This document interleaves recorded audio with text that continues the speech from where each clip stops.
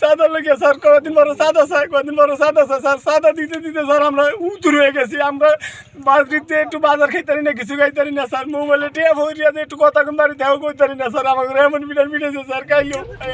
এভাবেই কেঁদে কেঁদে নিজেদের অসহায়ত্বের কথা বলছেন কৃষকরা। কষ্ট করে ফসল ফলান তারা, অথচ ফসলের ক্ষেতে কাজ করার সময় প্রতিনিয়তই পড়তে হয় চাঁদাবাজদের কবলে।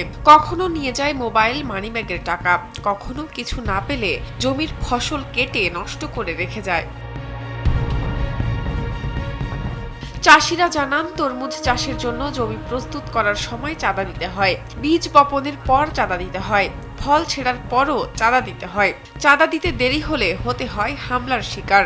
যমুনা ইলেকট্রনিক্স ঈদে ডাবল খুশি অফার সিজন 3, যে কোনো পণ্য কিনলেই পাচ্ছেন নিশ্চিত ঈদ উপহার।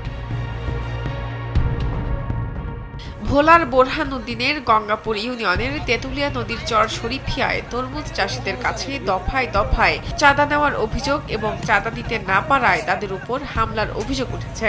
কৃষকরা জানান, গঙ্গাপুর ইউনিয়নের সাদ্দাম, রেজাউল, নুর ইসলাম, ইমন, হেলাল সহ 20 থেকে 30 জনের একটি দল প্রকাশ্যে চাঁদাবাজি করে আসছে। গরিব মানুষ, আমি তরমুজ খেতে কাজ করে খাই। আমি অনেক কষ্ট করে টাকা জমা একটা ফোন কিনছি। এই ফোনটা আমার কালকে ডাকাত দল আইসা, আমরা ওইদিকে কাজে ছিলাম, আমাদের বাসায় একলা পায় আমাদের ফোন নিয়ে গেছে।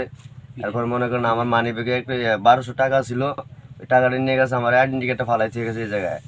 এরপরে আরও বাইকও মোবাইল নিছে। কৃষকরা আরও জানান, প্রতি বছর মহাজনদের কাছ থেকে চড়া সুদে ঋণ নিয়ে বোরহানউদ্দিন উপজেলার গঙ্গাপুরের চর শরীফিয়ায় তরমুজ চাষ করেন তারা। কিন্তু চারা রোপণের পর থেকেই শুরু হয় কিছু দুর্বৃত্ত ও প্রভাবশালীদের চাঁদা নেওয়া। কিছুদিন আগেই তারা চাঁদা দিয়েছেন, কিন্তু বৃহস্পতিবার অভিযুক্তরা আবার চাঁদা চায়।